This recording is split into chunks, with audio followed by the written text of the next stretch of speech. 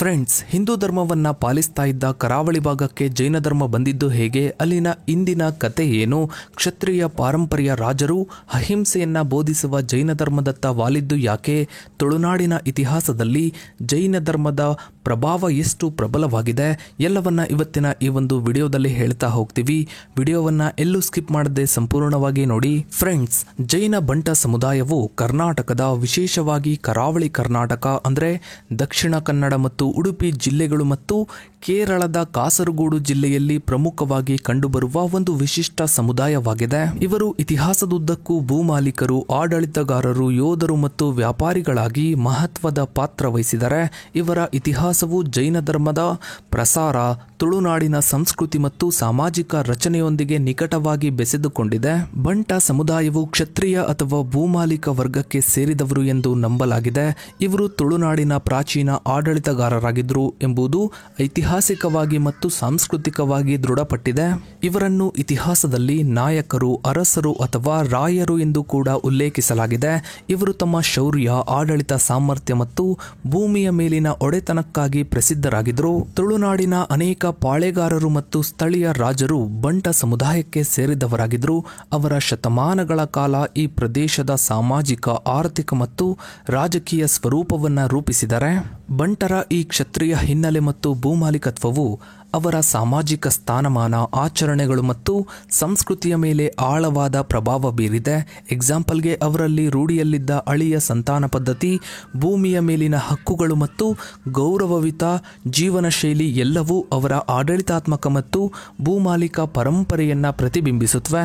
ಜೈನ ಧರ್ಮದ ಪ್ರಭಾವ ಕರ್ನಾಟಕಕ್ಕೆ ಕ್ರಿಸ್ತಪೂರ್ವ 3ನೇ ಶತಮಾನದ ಸುಮಾರಿಗೆ ಚಂದ್ರಗುಪ್ತ ಮೌರ್ಯ ಮತ್ತು ಭದ್ರಬಾಹು ಮುನಿಗಳ ಆಗಮನದೊಂದಿಗೆ ಪ್ರಾರಂಭವಾಯಿತು.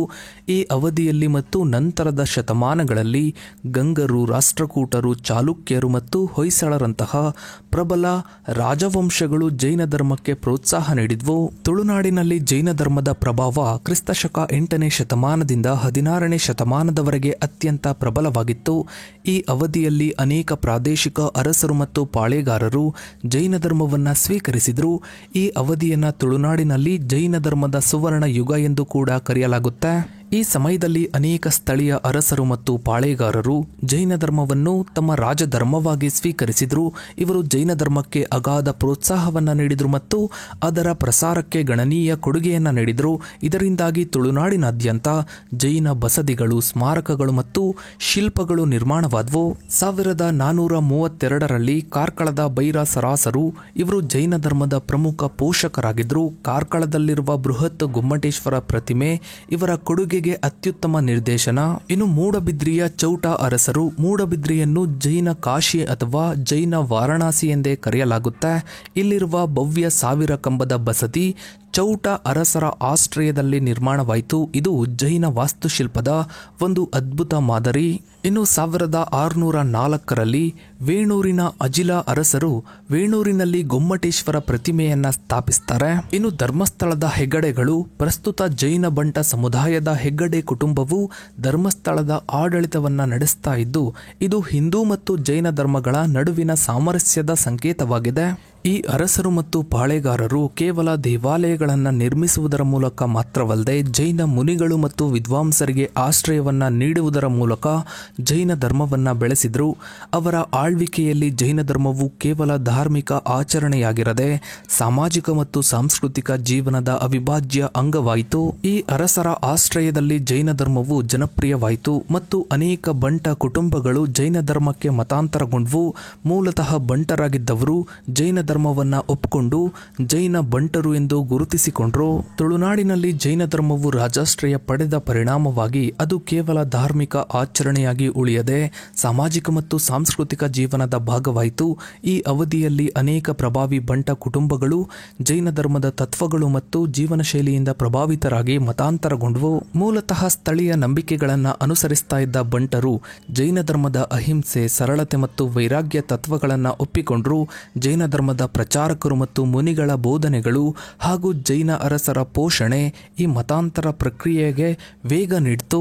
ಹೀಗೆ ಮೂಲತಃ ಬಂಟರಾಗಿದ್ದವರು ಜೈನ ಧರ್ಮವನ್ನು ಸ್ವೀಕರಿಸಿ ಜೈನ ಬಂಟರು ಎಂದು ಗುರುತಿಸಿಕೊಂಡರು. ಈ ಮತಾಂತರವು ಅವರ ಸಾಮಾಜಿಕ ಸ್ಥಾನಮಾನ, ಆಚರಣೆಗಳು ಮತ್ತು ವಂಶಾವಳಿಗಳ ಮೇಲೂ ಪರಿಣಾಮ ಬೀರಿತು. ಅವರು ಜೈನ ಬಸದಿಗಳ ನಿರ್ಮಾಣ, ಧಾರ್ಮಿಕ ಚಟುವಟಿಕೆಗಳಿಗೆ ಬೆಂಬಲ ನೀಡುವುದರ ಮೂಲಕ ಜೈನ ಧರ್ಮದ ಬೆಳವಣಿಗೆಗೆ ಗಣನೀಯ ಕೊಡುಗೆ ನೀಡಿದರು. ಧರ್ಮಸ್ಥಳದಂತಹ ಕ್ಷೇತ್ರಗಳು ಇದಕ್ಕೆ ಉತ್ತಮ ಉದಾಹರಣೆ. ಅಲ್ಲಿ ಜೈನ ಹೆಗ್ಗಡೆ ಕುಟುಂಬವು ದೇವಸ್ಥಾನದ ಆಡಳಿತವನ್ನ ನಡೆಸ್ತಾ ಇದೆ. ಇದು ತುಳುನಾಡಿನ ಸಾಂಸ್ಕೃತಿಕ ವೈವಿಧ್ಯತೆ ಮತ್ತು ಧಾರ್ಮಿಕ ಸಾಮರಸ್ಯಕ್ಕೆ ಒಂದು ವಿಶಿಷ್ಟ ಉದಾಹರಣೆಯಾಗಿದೆ. ಧರ್ಮಸ್ಥಳದ ಹೆಗ್ಗಡೆ ಕುಟುಂಬವು ಜೈನ ಬಂಟ ಸಮುದಾಯಕ್ಕೆ ಸೇರಿದ್ದು ಸುಮಾರು 800 ವರ್ಷಗಳಿಂದ ಈ ಧಾರ್ಮಿಕ ಕ್ಷೇತ್ರದ ಆಡಳಿತವನ್ನ ವಂಶ ಪಾರಂಪರ್ಯವಾಗಿ ನಡೆಸಿಕೊಂಡು ಬರ್ತಿದೆ. ಈ ಹೆಗ್ಗಡೆ ಕುಟುಂಬವು ದಕ್ಷಿಣ ಕನ್ನಡ ಜಿಲ್ಲೆಯ ವಿಶೇಷವಾಗಿ ಬೆಳ್ತಂಗಡಿ ತಾಲೂಕಿನ ಧರ್ಮಸ್ಥಳದಲ್ಲಿ ಅಸ್ತಿತ್ವದಲ್ಲಿರುವ ನೆಲ್ಯಾಡಿ ಬೀಡು ಎಂಬ ಪ್ರಾಚೀನ ಮನೆಯನ್ನ ಹೊಂದಿದೆ. ಇವರು ಮೂಲತಃ ಈ ಪ್ರದೇಶದ ಪೆರ್ಗಡೆ ಎಂದು ಕರೆಯಲ್ಪಡುವ ಜೈನ ಬಂಟ ಸಮುದಾಯದ ಪ್ರಮುಖರು. ಈ ಕುಟುಂಬವು ಜೈನ ಧರ್ಮವನ್ನ ಅನುಸರಿಸ್ತಾ ಇದ್ರು. ಅವರು ಹಿಂದೂ ದೇವರಾದ ಮಂಜುನಾಥ ಸ್ವಾಮಿ ದೇವಾಲಯದ ಆಡಳಿತವನ್ನ ನಡೆಸ್ತಾರೆ. ಇದು ಭಾರತದಲ್ಲಿಯೇ ವಿರಳವಾದ ಧಾರ್ಮಿಕ ಸಾಮರಸ್ಯಕ್ಕೆ ಒಂದು ಅತ್ಯುತ್ತಮ ಉದಾಹರಣೆಯಾಗಿದೆ. ಸುಮಾರು 800 ವರ್ಷಗಳಿಂದ ಹೆಗ್ಗಡೆ ಕುಟುಂಬದ ಹಿರಿಯ ಸದಸ್ಯರು ಧರ್ಮಸ್ಥಳದ ಧರ್ಮಾಧಿಕಾರಿಯಾಗಿ ಸೇವೆಯನ್ನ ಸಲ್ಲಿಸ್ತಾ ಇದ್ದಾರೆ. ಪ್ರಸ್ತುತ 21ನೇ ಧರ್ಮಾಧಿಕಾರಿಯಾಗಿಯೂ ಈ ಜವಾಬ್ದಾರಿಯನ್ನ ನಿರ್ವಹಿಸ್ತಾ ಇದ್ದಾರೆ. ಹೆಗ್ಗಡೆಯವರು ಕೇವಲ ದೇವಾಲಯದ ಆಡಳಿತಕ್ಕೆ ಸೀಮಿತವಾಗಿರದೆ ಅನ್ನದಾನ, ವಿದ್ಯಾದಾನ, ಔಷಧದಾನ, ಅಭಯದಾನದ ಮೂಲಕ ಸಮಾಜಕ್ಕೆ ವ್ಯಾಪಕವಾಗಿ ಸೇವೆಯನ್ನ ಸಲ್ಲಿಸ್ತಾ ಇದ್ರು ಅಂತ ಇಷ್ಟು ದಿನ ಎಲ್ಲರೂ ಕೂಡ ನಂಬಿದ್ರು. ಧರ್ಮಸ್ಥಳದ ಸಂಕೀರ್ಣವಾದ ಆಡಳಿತ, ಹಣಕಾಸು ನಿರ್ವಹಣೆ ಮತ್ತು ವಿವಿಧ ಯೋಜನೆಗಳ ಯಶಸ್ಸಿಗೆ ಹೆಗ್ಗಡೆ ಕುಟುಂಬದ ದಕ್ಷ ಆಡಳಿತವೇ ಕಾರಣ ಎಂದು ಎಲ್ಲರೂ ಕೂಡ ನಂಬಿದ್ರು. ಈ ಕುಟುಂಬದ ಈ ವಿಶಿಷ್ಟ ಪರಂಪರೆಯು ತುಳುನಾಡಿನ ಸಾಂಸ್ಕೃತಿಕ, ಧಾರ್ಮಿಕ ಮತ್ತು ಸಾಮಾಜಿಕ ಇತಿಹಾಸದಲ್ಲಿ ಪ್ರಮುಖ ಸ್ಥಾನವನ್ನ ಪಡೆದುಕೊಂಡಿತ್ತು. ಇನ್ನು ಜೈನ ಬಂಟ ಸಮುದಾಯದ ಒಂದು ವಿಶಿಷ್ಟ ಲಕ್ಷಣವೆಂದರೆ ಅಳಿಯ ಸಂತಾನ ಪದ್ಧತಿ. ಇದು ಮಾತೃ ಪ್ರಧಾನ ಉತ್ತರಾಧಿಕಾರಿ ವ್ಯವಸ್ಥೆಯಾಗಿದ್ದು ಕುಟುಂಬದ ಆಸ್ತಿ ಮತ್ತು ಅಧಿಕಾರವು ಪುರುಷರಿಂದ ಅವರ ಸಹೋದರಿಯರ ಮಕ್ಕಳ ಮೂಲಕ ಹರಿದು ಬರುತ್ತೆ. ಈ ಪದ್ಧತಿಯು ತುಳುನಾಡಿನ ಅನೇಕ ಸಮುದಾಯಗಳಲ್ಲಿ ಕಂಡುಬರುತ್ತದೆಯಾದರೂ ಜೈನ ಬಂಟರಲ್ಲಿ ಇದು ಬಹಳ ಪ್ರಬಲವಾಗಿದೆ. ಇದು ಅವರ ಆರ್ಥಿಕ ಮತ್ತು ಸಾಮಾಜಿಕ ರಚನೆಯನ್ನ ರೂಪಿಸುವಲ್ಲಿ ಪ್ರಮುಖ ಪಾತ್ರ ವಹಿಸಿದೆ. ಇನ್ನು ಈಗಿನ ಕಾಲದಲ್ಲಿ ಜೈನ ಬಂಟರು ಶಿಕ್ಷಣ, ಉದ್ಯಮ, ಕೃಷಿ ಮತ್ತು ವಿವಿಧ ವೃತ್ತಿಗಳಲ್ಲಿ ತಮ್ಮ ಸಾಧನೆಯನ್ನ ಮಾಡಿದರೆ ಅನೇಕ ಜೈನ ಬಂಟರು ದೇಶ ವಿದೇಶಗಳಲ್ಲಿ ಉನ್ನತ ಸ್ಥಾನಮಾನಗಳನ್ನು ಅಲಂಕರಿಸಿದರೆ ಧಾರ್ಮಿಕವಾಗಿ ಅವರು ತಮ್ಮ ಪಾರಂಪರೆಯನ್ನು ಉಳಿಸಿಕೊಂಡು ಬಂದಿದ್ದು ಜೈನ ಬಸದಿಗಳು ಮತ್ತು ಧಾರ್ಮಿಕ ಆಚರಣೆಗಳನ್ನು ಮುಂದುವರೆಸಿದ್ದಾರೆ. ಧರ್ಮಸ್ಥಳದಂತಹ ಕೇಂದ್ರಗಳು ಇಂದಿಗೂ ಜೈನ ಮತ್ತು ಹಿಂದೂ ಭಕ್ತರಿಗೆ ಪ್ರಮುಖ ತೀರ್ಥ ಕ್ಷೇತ್ರಗಳಾಗಿವೆ. ಇನ್ನು ಧರ್ಮಸ್ಥಳದಲ್ಲಿ ಏನೆಲ್ಲ ಬೆಳವಣಿಗೆಗಳು ನಡೀತಾ ಇದೆ ಅನ್ನೋ ಬಗ್ಗೆ ನೀವು ಸಾಕಷ್ಟು ಸುದ್ದಿಗಳನ್ನು ನೋಡೇ ಇರ್ತೀರಾ. ಇನ್ನು ಇದರ ಬಗ್ಗೆ ನಿಮ್ಮ ಅನಿಸಿಕೆ, ಅಭಿಪ್ರಾಯಗಳನ್ನು ತಪ್ಪದೇ ಕಮೆಂಟ್ ಸೆಕ್ಷನ್ ಅಲ್ಲಿ ಕಮೆಂಟ್ ಮಾಡಿ. ಹಾಗೆ ವಿಡಿಯೋಗೊಂದು ಲೈಕ್ ಮಾಡ್ತಾ ವಿಡಿಯೋನ ಆದಷ್ಟು ಎಲ್ಲ ಕಡೆ ಶೇರ್ ಮಾಡಿ. ನೀವಿನ್ನು ನಮ್ಮ ಚಾನಲ್ಗೆ ಸಬ್ಸ್ಕ್ರೈಬ್ ಆಗಿಲ್ಲ ಅಂದ್ರೆ ಕೆಳಗಡೆ ಕಾಣೋ ಸಬ್ಸ್ಕ್ರೈಬ್ ಬಟನ್ ಕ್ಲಿಕ್ ಮಾಡಿ. ಹಾಗೆ ಪಕ್ಕದಲ್ಲಿ ಕಾಣೋ ಬೆಲ್ ಐಕಾನ್ ಕೂಡ ಕ್ಲಿಕ್ ಮಾಡಿ. Thanks for watching.